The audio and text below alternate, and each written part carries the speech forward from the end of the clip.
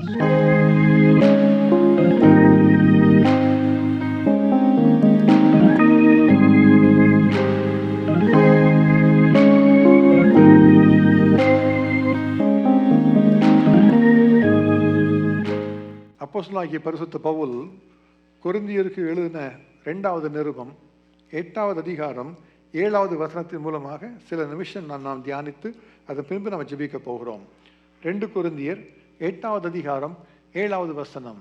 அப்போஸ்தலனாகிய பவுல் கொரிந்தியில் உள்ள சபைக்கு எழுதுகிற நிருபத்திலே இவ்விதமாக அவர் குறிப்பிடுகிறார். அல்லாமலும் விசுவாசத்திலும் போதிப்பிலும் அறிவிலும் எல்லாவித ஜாக்கிரதையிலும் எங்கள் மேலுள்ள உங்கள் அன்பிலும் மற்ற எல்லா காரியங்களிலும் நீங்கள் பெருகி இருக்கிறது போல இந்த தர்ம காரியத்திலும் பெருக வேண்டும். இது அப்போஸ்தலனாகிய பவுல் அந்த கொரிந்திலே உள்ள சபையிலே உள்ள சபையாருக்கு எழுதின ஒரு அறிவுரை, ஒரு ஆலோசனை.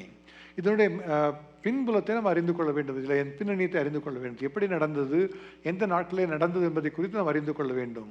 முதல் நூற்றாண்டிலே கர்த்தர் ஒரு பெரிய எழுப்புதலை அனுப்பினார். அந்த எழுப்புதலை அனுப்பின உடனே என்ன நடந்தது? எருசலேமிலே எல்லா விசுவாசிகள் பெருகினார்கள். பேதுரு பேசின பிரசங்கத்தை கேட்டு 3000 பேர் ஒரு நாளில் ரட்சிக்கப்பட்டார்கள். 5000 பேர் அடுத்த பிரசங்கத்தில் ரட்சிக்கப்பட்டார்கள். எல்லாரும் ஞானஸ்நானம் பெற்றுக்கொண்டார்கள், மனம் திரும்பினார்கள், சபை கட்டப்பட்டது, சபை ஸ்தாபிக்கப்பட்டது. ஆனால் அப்பொழுது அந்த நேரத்தில் உள்ள அந்த இஸ்ரவேல் தேசத்தில் உள்ள பரிசுத்தவான்களுக்கு, விசுவாசிகளுக்கு கர்த்தர் நினைத்திருக்கிற அந்த காரியத்தின் உச்ச நோக்கம் தெரியாமல் இருந்தது. அவர் நினைத்து கொண்டாங்க, இது ஏதோ எருசலேம் தேவாலயத்தில் நடக்கிற ஒரு காரியம், எருசலேமுக்குள்ளே மாத்திரம் நடக்கிற காரியம் என்று எண்ணிக்கொண்டார்கள். ஆனால் எழுப்புதல் வந்த பொழுது அது எருசலேமை தாண்டி சமாரியா, யூதேயா பட்டணங்களுக்கு வந்தது. அதைத் தொடர்ந்து ஐரோப்பிய பட்டணங்களுக்கு வந்தது, ஆசியாவிற்கு வந்தது, மற்ற எல்லா இடங்களிலும் பரவினது. ஆனால் பரவுவதற்கு முன்பாக என்ன நடந்தது? எருசலேமில் உள்ள மக்கள் என்ன செய்தாங்க? வேதம் சொல்லுகிறது, அவர்கள் தங்களுடைய எல்லா வீடுகளை, தங்களுடைய சொத்துக்களை எல்லாம் விற்று விட்டார்கள். எல்லாரும் விட்டுட்டு சொன்னாங்க, எல்லா பணத்தை கொண்டு வந்து அப்போஸ்தலர் கையில் கொடுத்துட்டு நம்ம எல்லாம் சேர்ந்து என்ஜாய் பண்ணலாம், இதுதான் கடைசி, இதுதான் என் டைம் வரப்போகுது, இயேசு வரப்போகிறார், நம்ம எல்லாம் சேர்ந்து இருக்கலாம்னு சொல்லி தன்னோட பணத்தை எல்லாம் கொண்டு வந்து அப்போஸ்தலர் கைகளை கொடுத்துட்டு சபையில் கொண்டு வந்து வைத்து சாலமோனுடைய ஆலயத்தில், அது 2வது ஆலயம் இருந்தது, சாலமோனுடைய மண்டபத்தில் அவங்க தங்கி இருந்தாங்க. எல்லா பணத்தில் விற்றுட்டாங்க. எல்லாம் யாருக்கும் பணம் கிடையாது, எல்லாம் வீட்டெல்லாம் வித்தாச்சு, சொத்தெல்லாம் வித்தாச்சு, கொண்டு வந்து சர்ச்சில் கொடுத்தாச்சு, சாப்பாடு மட்டும் போட்டுருக்கப்பா போதும் அப்படின்னு சொல்லி. அப்போ எல்லாருக்கும் பந்தி நடக்குது டெய்லி. அதுதான் அவங்களோட வாழ்க்கையாக இருந்துச்சு. அந்த சமயத்தில் பார்த்தீங்கன்னா பெரிய ஒரு பஞ்சம் நேர்ந்தது. ஆனால் இப்படிப்பட்ட ஒரு மாற்றங்கள் மற்ற இடங்களில் நடைபெறவில்லை. எருசலேமில் மாத்திரம்தான் நடந்தது. அந்த எழுப்புதல் பரவி மற்ற இடங்களில் சபைகள் ஸ்தாபிக்கப்பட்ட பொழுது எருசலேமில் உள்ள அந்த விசுவாசிகளுக்கு சொத்துக்கள் கிடையாது, எல்லாம் வித்துட்டாங்க. ஆனால் வெளியில் உள்ளலாம் சொத்துக்கள் இருந்தது, மற்ற இடத்துலாம் சபைகள் காணப்பட்டது. அப்போ அந்த சபைகள் பரவி வந்த பொழுது சமாரியாவிலே சபை பெருகினது, யூதேயாவிலே சபை பெருகினது, ஆசியா முழுமையாக சபை பெருகினது. அப்போ பவுல் மூலமாக கர்த்தர் அந்த ஊழியத்தை நிறைவேற்றின பொழுது பல இடங்களில் சபைகள் ஸ்தாபிக்கப்பட்டது. அப்படியாக ஸ்தாபிக்கப்பட்ட சபைகளில் ஒன்று தான் கொரிந்து சபை. அதே போல் மக்கதோனியா என்கிற தேசத்தில் கூட ஒரு சபை உருவாக்கப்பட்டது. அதை குறித்து தான் இந்த இடத்துல பவுல் எழுதுகிறார். இப்போ இது பின்னணியில் பார்க்கும் பொழுது அந்த சமயத்திலே ஒரு பெரிய ஒரு பஞ்சம் உண்டாயிற்று. அந்த பஞ்சம் உண்டான பொழுது எருசலேமில் உள்ள தேவ பிள்ளைகளுக்கு குறைவு காணப்பட்டது. ஏன்னா அவங்கெல்லாம் எல்லா சொத்துலாம் கிடையாது, எல்லாத்தையும் வித்துட்டாங்க. ஆகினால அவர்களுக்கு குறைவு காணப்பட்டது. அப்போ அவங்களுக்கு ஏதாவது உதவி செய்யணுமே என்று சொல்லி மற்ற இடத்தில் உள்ள சபைகள் அதற்காக முயற்சி செய்ய ஆரம்பித்தார்கள். அப்போ மக்கதோனியா நாட்டில் உள்ள சபையில் இருந்து அவர்கள் யோசித்தாங்க, எருசலேமில் உள்ள பரிசுத்தவான்களுக்கு ஏதாகிலும் ஒரு தர்ம சகாயம் செய்ய வேண்டும், ஏதாகிலும் பணம் அனுப்ப வேண்டும், அவர்கள் தேவைகளை சந்திக்க வேண்டும் என்பதற்காக அதற்காக சேகரிப்பு செய்தார்கள். அனுப்பும்படியாக பவுல், பர்னபா என்கிற தேவ ஊழியக்காரத்திலே கேட்டுக்கொண்டார்கள். பவுல் இதை பார்த்த உடனே அதே போல மற்ற சபைகளும் தெய்வ பிள்ளைகளுக்கு உதவி செய்ய வேண்டும் என்கிற ஒரு நோக்கத்தோடு கூட இந்த குறிப்பிட்ட வசனத்தை அவர் கொரிந்து சபைக்கு எழுதுகிறார். அதை அந்த வசனத்தை முற்றிலுமாக, அதிகாரத்தை முற்றிலுமாக நீங்கள் வாசித்து பார்க்கும் பொழுது அவர் சொல்லுகிறார், மக்கதோனியா நாட்டு சபைகளுக்கு தேவன் அளித்த கிருபையை நீங்கள் அறிந்து கொள்ள வேண்டும். அவங்க மேலே கர்த்தர் கிருபை தந்தபடியினாலே அவர்கள் இப்பொழுது எருசலேமிலே உள்ள தேவ பிள்ளைகளுக்கு ஏதோ உதவி செய்கிறார்கள், நீங்களும் அவளோடு கூட சேர்ந்து உதவி செய்ய வேண்டும், நீங்களும் எதையாவது செய்ய வேண்டும் என்று சொல்லிவிட்டு இந்த காரியத்தை குறிப்பிடுகிறார். நீங்கள் விசுவாசத்திலே வளர்ந்திருக்கிறீர்கள், போதிப்பிலே வளர்ந்திருக்கிறீர்கள், அறிவிலே பெருகி இருக்கிறீர்கள், எல்லாவித ஜாக்கிரதையில பெருகி இருக்கிறீங்க, எங்கள் மேலுள்ள அன்பிலே பெருகி இருக்கிறீங்க, நாங்கள் வரும்போதெல்லாம் எங்களுக்கு அதிக அன்பை காண்பிக்கிறீர்கள். இப்படி எல்லா விதத்திலும் நீங்கள் பெருகி இருக்கிற நேரத்திலே மற்றவர்களுக்கு உதவி செய்கிற இந்த தர்ம காரியத்திலும் நீங்கள் பெருக வேண்டும், மற்றவர்களை யோசிக்க வேண்டும், அவர்களுக்கு உதவி செய்ய வேண்டும் என்பதாக எழுதுகிறார். இப்போ கடந்த சில வாரங்களாக நாம் பெருகுவதை குறித்து நம்ம தியானித்து கொண்டு வருகிறோம். முதலாவதாக கர்த்தருக்கு ஏற்ற நடையிலே நாம் பெருக வேண்டும் என்பதாக 1 தெசலோனிக்கேயர் 4வது அதிகாரத்தில் இருந்து நம்ம கற்றுக்கொண்டோம். என்ன செய்யணுமா? நம்ம தேவனுக்குள்ளாக நடக்கையிலே, தேவனுக்கு பிரியமாக இருக்கிற நடக்கையிலே அதிகமாக தேர வேண்டும், பெருக வேண்டும் என்பதாக நம்ம கற்றுக்கொண்டோம். அப்போ இயேசுவை போல ஒரு பரிசுத்த வாழ்க்கை, இயேசுவை போல ஒரு ஜெப வாழ்க்கை, இயேசுவை போல நடக்கிற ஒரு வாழ்க்கை நமக்கு வேண்டும் என்று சொல்லி நம்ம கற்றுக்கொண்டோம். அதன் பின்பு நம்ம விசுவாசத்தில் பெருக வேண்டும் என்பதாக நம்ம தியானித்தோம். கொலோசியர் 2வது அதிகாரம் 6-7 வசனங்களின் படியாக நீங்கள் கிறிஸ்துவுடைய விசுவாசத்தில் பெருக வேண்டும் என்பதை குறித்து நம்ம தியானித்தோம். அதன் பின்பு நம்ம கனி கொடுக்கிற வாழ்க்கையிலே பெருக வேண்டும் என்பதை குறித்து நம்ம தியானித்தோம். 2 பேதுரு 1வது அதிகாரம் 5-8 வசனங்களை வாசித்து அதன் மூலமாக எப்படி கனி கொடுக்கிற வாழ்க்கையிலே பெருக வேண்டும் என்பதை குறித்து நம்ம தியானித்தோம். கடந்த வாரத்திலே எப்படி கர்த்தருக்காக செய்கிற ஒரு ஊழியத்திலே கர்த்தருடைய கிரியைகளை எப்பொழுதும் பெருகுகிறவர்களாக இருக்க வேண்டும் என்பதை குறித்து நம்ம தியானித்தோம். இன்றைக்கு நம்ம தியானிக்க போகிற காரியம் கர்த்தருக்காக செய்கிற உதவி, மற்றவர்களுக்கு செய்கிற உதவி, இந்த அறிவிலே நாம் பெருக வேண்டும், இந்த கிருபையிலே பெருக வேண்டும் என்பதாக எழுதப்பட்டிருக்கிறது. நாம் அதை குறித்து தியானிக்க போகிறோம். அப்போ சொல்லப்பட்ட வார்த்தையை பார்க்கும் பொழுது மற்றவர்களுக்கு உதவி செய்யணும், நம்முடைய கையில் உள்ள பணத்தை எடுத்து மற்றவர்களுக்கு உதவி செய்யணும். அதைத்தான் கர்த்தர் நமக்கு கற்றுக் கொடுக்கிறார். இயேசு கிறிஸ்து இந்த உலகத்தில் இருந்த பொழுது எல்லாருக்கும் அவர் உதவி செய்தார், யாருக்குமே அவர் உதவி செய்யாமல் இருந்ததில்லை. பசியோடு மக்கள் வந்தால் அவளுக்கு ஏற்ற உணவை உடனடியாக அவர் கொடுத்தார். 3000 பேர் வந்து அவங்க எல்லாருக்கும் 3000 பேருக்கும் அவருக்கு உணவை கொடுத்தார். 5000 பேருக்கு உணவை கொடுத்தார். சீஷர்கள் பிடித்து ஒரு மீனுமே அகப்படாமல் இருந்த பொழுது அவர்களுக்கும் கூட உணவை அவர்களுக்கு கொடுத்தார். ஆகவே எல்லாரையும் போஷிக்கிற, எல்லாருக்கும் உணவு கொடுக்கிற, கிருபை கொடுக்கிறவராகத்தான் இயேசு கிறிஸ்து தம்முடைய ஊழியத்திலே தம்மை அவர் வெளிப்படுத்தினார். இயேசு சொன்னது என்ன? நீங்கள் இலவசமாய் பெற்றீர்கள், இலவசமாய் கொடுங்கள் என்று சொல்லி சீஷர்களுக்கு சொல்லி தான் அனுப்பினார். நீங்கள் போகும் பொழுது ஒவ்வொரு இடத்துக்கு போறீங்க, யாருக்கு என்ன உதவி தேவையோ அதை நீங்கள் செய்யுங்க, இலவசமாக அற்புதங்கள் செய்யுங்கள், இலவசமாக அவர்களுக்காக ஜெபியுங்கள், இலவசமாக நீங்கள் பிசாசுகளை துரத்துங்கள் என்று சொல்லி இலவசமாகவே எல்லாவற்றையும் செய்யும்படியாக தான் இயேசு கற்றுக் கொடுத்தார். ஆக இந்த முதல் நூற்றாண்டிலே சபை கட்டப்பட்ட பொழுது என்ன நடந்தது? அந்த எழுப்புதல் முதலாவதாக எருசலேம் சபையிலே உருவானது. எல்லா ஜனங்களும் வந்திருந்தாங்க, ஆவியானவர் ஊற்றப்பட்டார், சபை உருவானது. அந்த சமயத்தில் யாருக்கும் ஒரு புறஜாதிகள் மத்தியிலே ஒரு சபைகள் உருவாகும் என்று சொல்லி யாருக்குமே தெரியாமல் தான் இருந்தது. ஆனால் கர்த்தர் நாளடைவிலே அதை விளங்க பண்ணினார். முதலாவதாக பேதுருவுக்கு அதை விளங்க பண்ணினார். பேதுரு ஜெபித்துக் கொண்டிருந்த பொழுது கர்த்தர் ஒரு பெரிய ஒரு தரிசனத்தை காண்பித்தார். வானத்தில் இருந்து ஒரு துப்பட்டியை போல ஒரு பெரிய ஒரு கூடு அவர் முன்பாக விரிக்கப்பட்டது. அதிலே பலவிதமான மிருகங்கள், விலங்குகள் காணப்பட்டது. பேதுருவே எழுந்துரு, அடித்து புசி என்கிற சத்தம் உண்டான பொழுது பேதுரு சொன்னார், இல்லை, அசுத்தமானதை நான் தொடமாட்டேன் என்று அவர் சொன்னார். ஆனால் கர்த்தர் அந்த தரிசனத்தின் மூலமாக அவரோடு கூட பேசி, நீ கொர்நேலியுவின் வீட்டிற்கு நீ சுவிசேஷத்தை கொண்டு போக வேண்டும் என்று சொல்லி புறஜாதிகள், யூதர் அல்லாதவர்கள் ரட்சிக்கப்படுவதற்கு ஒரு வழியை கர்த்தர் திறந்தார். ஆனால் அதன் பின்பு பார்த்தீங்கன்னா பேதுருடைய ஊழியம் முற்றிலுமாக இஸ்ரவேல் மக்கள் மத்தியில் தான் காணப்பட்டது.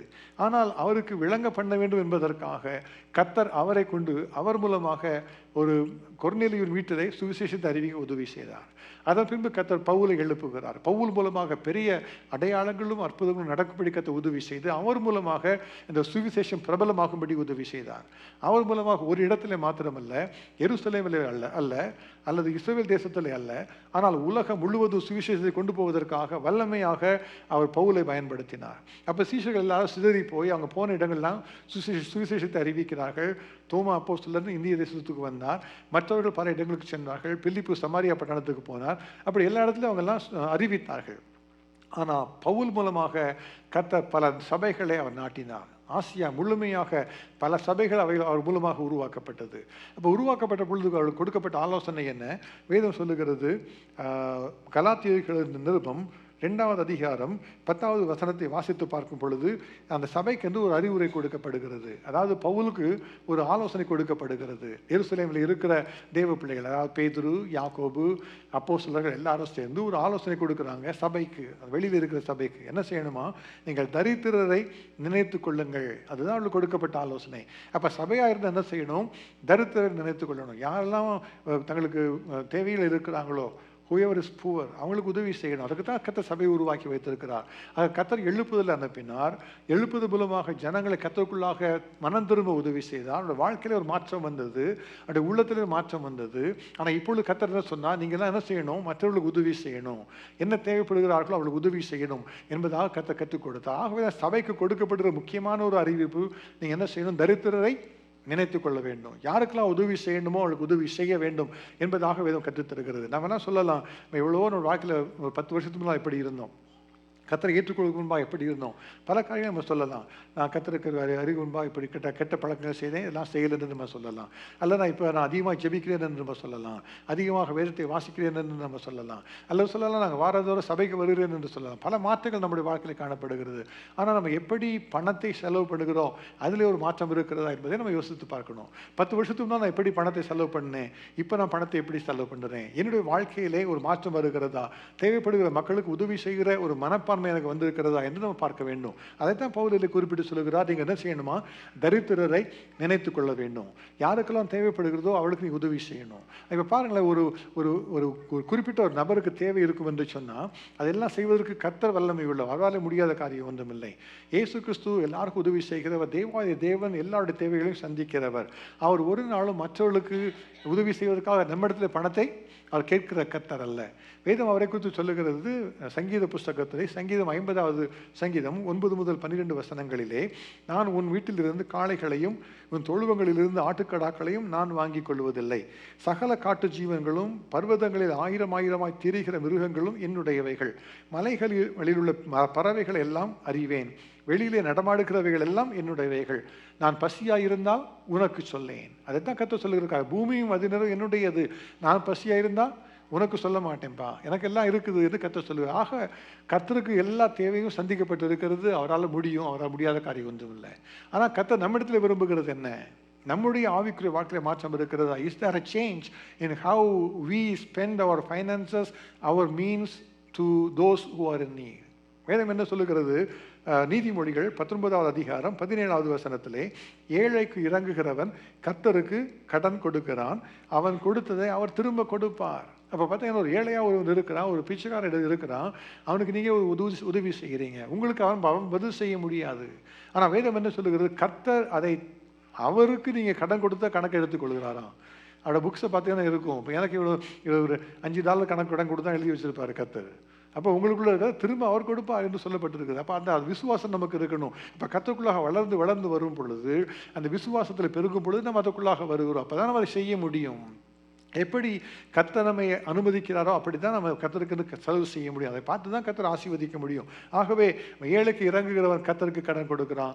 கர்த்தர் யார்கிட்ட கடன் வாங்குகிற தேவன் அல்ல. அதை நம்ம அறிந்து கொள்ள வேண்டும். ஆனால் கர்த்தர் நமக்கு கொடுக்குற ஆலோசனை என்ன? லூக்கா எழுதின சுவிசேஷம் 6வது அதிகாரம் 38வது வசனத்திலே இயேசுவே சொல்லுகிற ஒரு காரியம், மலைப்பிரசங்கத்திலே கர்த்தர் சொல்லுகிற காரியம், கொடுங்கள் அப்பொழுது உங்களுக்கும் கொடுக்கப்படும், அமுக்கி குலுக்கி சரிந்து விழும்படி நன்றாய் அளந்து உங்கள் மடியிலே போடுவார்கள், நீங்கள் எந்த அளவினால் அளக்கிறீர்களோ அந்த அளவினால் உங்களுக்கும் அளக்கப்படும் என்றார்.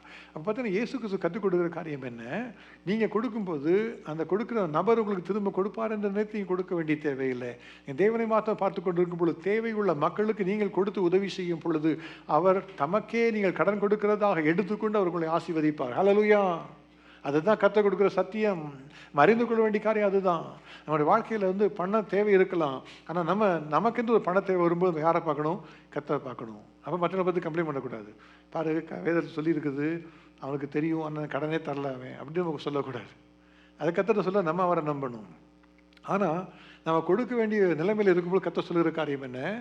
நீ கொடுக்கணும்னு சொல்லி கர்த்தர் நம்மகிட்ட சொல்ல. அதுவும் மற்றவங்களை குறித்து சொல்லுகிறது நம்மகிட்ட அவர் பேசுகிறார். அதுதான் கர்த்தர் சொல்லுகிற காரியம். நான் கர்த்தரை ஏற்றுக்கொண்ட புதுசில் அப்படியே நினைக்கிற மாட்டேன். யாராவது சபையில் காணிக்கை பற்றி பேசினா எனக்கு ரொம்ப கோவம் வந்துடும், மனசுல கோவப்படும், யார்கிட்ட சொல்ல மாட்டேன். ஆனால் எனக்கு பிடிக்காது. சபையில் தான் எப்போ நமக்கு நிறைய பேருக்கு இன்றைக்கு மனசில் அப்படி தான் இருக்கும். யாராவது ஊழியக்காரர் பேசிட்டார் பணத்தை பற்றினா உடனே சொல்லுவாங்க, அவருக்கு ஏதோ பணம் சம்பாதிக்க ஒரு வழி சுவிசேஷத்துக்காக ஒரு பணம் அவர் கேட்குறாரு அப்படின்னு சிம்பிளாக சொல்லிடுவோம்.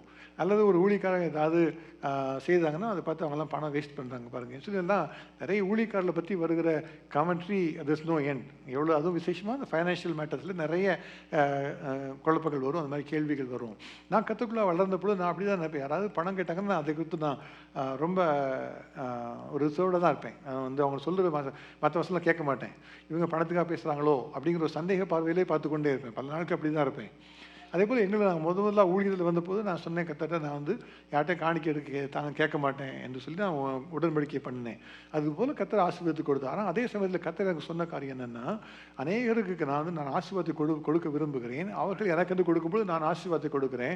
You cannot act as if the Bible does not have that word. அதான் கத்தர் என்று பேசின காரியம்.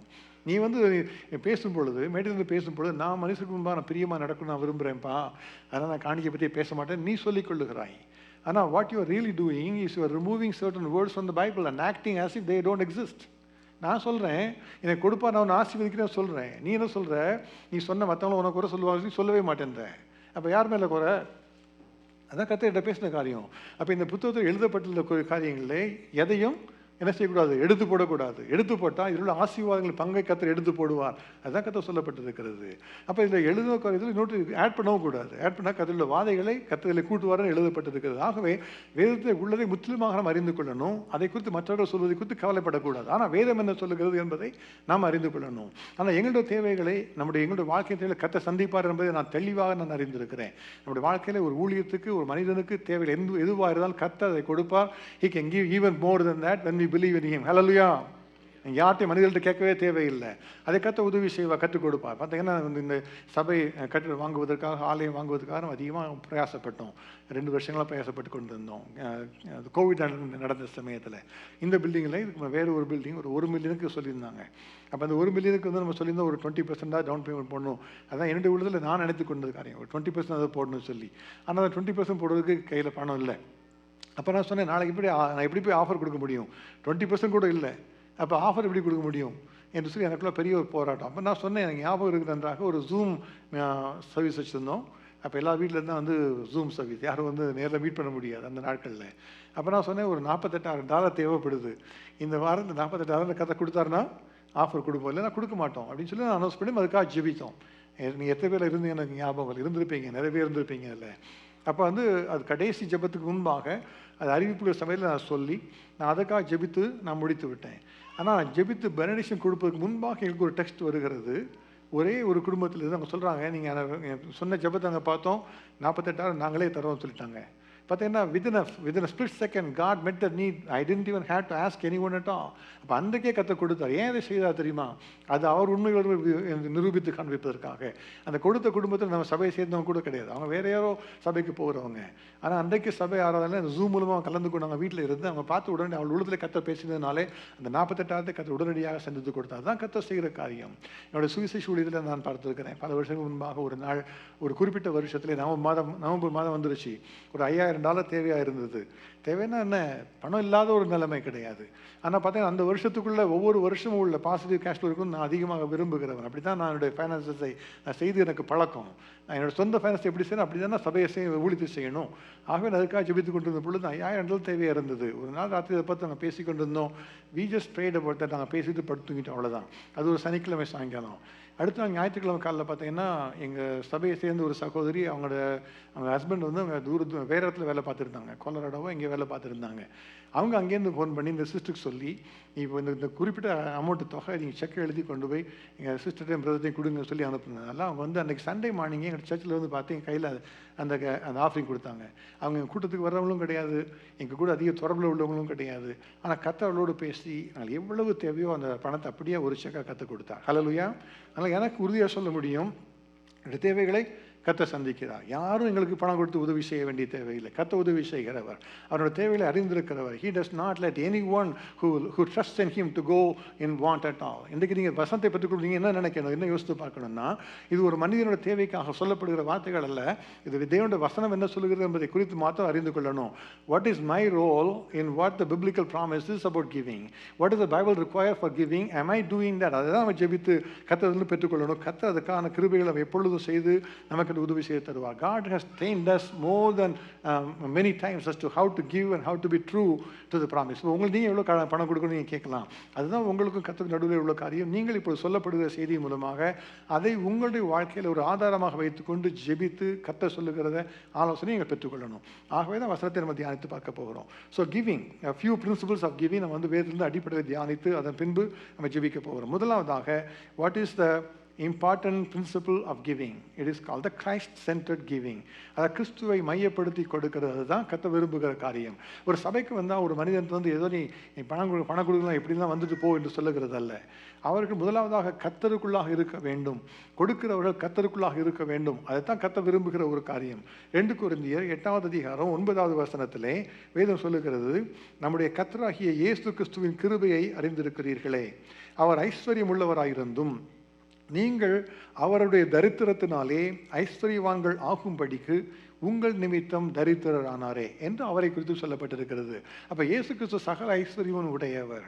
அவர் நமக்காக எல்லாவற்றையுமே முற்றிலுமாக விட்டு கொடுத்தவர், தம்முடைய ஜீவனையை விட்டு கொடுத்தவர். அவர் தம்முடைய பரலோக மேன்மையை எல்லாம் விட்டு அவர் தரித்திரராக மாறிட்டாராம். For what sakes? For us to become rich in him. அதுதான் அவர் கொடுத்த ஒரு காரியம். அப்போ நம்ம கிறிஸ்துவுக்குள்ள நம்ம கொடுக்கணும்னா அவர் எப்படி கொடுத்தாரோ அப்படியாக நம்ம கொடுக்கிற ஒரு நிலைமைக்கு நம்ம வரணும். கொடுக்கும்போது அதான் கேட்கணும், unless we have a relationship with Christ we cannot do it right.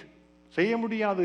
அவரோடு கூட இருக்கிறோமா, அவர் நமக்காக என்ன செய்திருக்கிறார், நமக்கு அதை ஏற்றபடி கொடுக்கிறோமா என்பதை குறித்து அவரிடம் நம்ம பெற்றுக்கொள்ள வேண்டும். when we have a relationship with God, அப்போ தான் கர்த்தர் நம்முடைய கொடுக்கிற காணிக்கையோ கொடுக்கிற மற்ற உதவியோ எடுத்து அங்கீகரிக்க முடியும், அவர் நமக்கு ஆசீர்வாதமாக மாற்றி தர முடியும். அப்போ ஆதியாகமத்தில் பார்த்தீங்கன்னா, ஆதியாகமம் 3வது அதிகாரத்தில் ஒரு சகோதரர்கள் 2 பேர் காணிக்கை கொடுக்க வராங்க. ஆபேலும் காயினும் கொடுக்குறாங்க.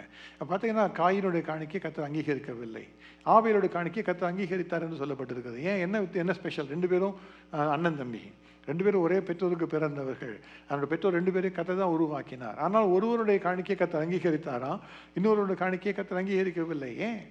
வேதம் சொல்லுகிறது, கர்த்தர் காயினை பார்த்து பேசுகிறார், நீ பாவம் செய்ய என்ன செய்யுமா, பாவம் உன் வாசப்படியிலே படுத்திருக்கும், அதனுடைய ஆசி உண்மையில் பற்றி இருக்கும், நீ ஆண்டு கொள்ள வேண்டும் கர்த்தர் சொல்லுகிறார். அப்போ காயினோட வாழ்க்கையில் he had a problem of sin. அப்போ அந்த பாவத்தினாலே ஒரு பிரச்சனை மத்தியில் இருக்கும் பொழுது கர்த்தர் கொடுக்குற காணிக்கை அவர் அங்கீகரிக்கிறது இல்லை. நம்ம நினைத்துக்கொள்வோம் காணிக்கை கொடுத்துட்டா நம்ம தான் கர்த்தருக்கு ஏதோ ஹெல்ப் பண்ணுறோம் என்று நம்ம நினைக்கிறோம். But it is only God's grace that your offering is even accepted by him. நீங்கள் யோசித்து பார்க்கணும். காணிக்கை கொடுத்தீங்கன்னா வந்து ஏதோ நம்ம கொடுத்துட்டோம், நம்ம பெரிய ஒரு ஆசீர்வாதம் நினச்சிட்டு போல பிரயோஜனமே கிடையாது. Unless it is done with the love that God expects, unless it is done with the faith that God expects, unless it is done with the relationship with Christ, it is not accepted by God. அதை நம்ம புரிந்து கொள்ளணும். நான் வளரும்போது அது பல முறையில் சொல்லியிருக்கிறேன். ஒரு அமிர்தபாய் சன்னியாசிங்கிற ஒரு அம்மா இருந்தாங்க, நல்லா ஜெபிக்கிற அம்மா. அவங்க எப்பொழுதும் ஜெபத்தை தான் எல்லாத்தையும் பெற்றுக்கொள்வாங்க. எங்கள் சபைக்கு வந்து ஒரு காணிக்கை வந்தது. அப்போல்லாம் நான் எங்கள் ஊரில் வந்து உண்டியில் கொடுத்து காணிக்கை கலெக்ட் பண்ணுவாங்க. சிலருக்கு உங்களுக்கு அது தெரியும், வீட்டில் மண் உண்டியில் கொடுத்து அதில் காணிக்கை போடுவாங்க. எல்லாரும் போட்டு ஒரு நாள் வரும்போது எல்லாம் உண்டியில் கொண்டு வந்து கொடுப்பாங்க சபையில். அப்போ உடைச்சி தான் எடுத்து திறக்கணும். திறந்த காணிக்கைலாம் எண்ணுவாங்க. அப்போ ஒரு குறிப்பிட்ட ஒரு ஃபங்க்ஷனுக்காக அந்த மாதிரி காணிக்கை சேகரிக்கப்பட்டது. அதனால் எல்லாம் எடுத்து கவுண்ட் பண்ண உடனே இந்த அமிர்தபாய் சன்னியாசி அம்மா வந்து அவங்க ஜெபித்தாங்க. அவங்க ஜெபித்து என்ன பண்ணாங்க, அதில் 136 ரூபா 80 பைசா எடுத்து தனியாக வச்சுட்டாங்க.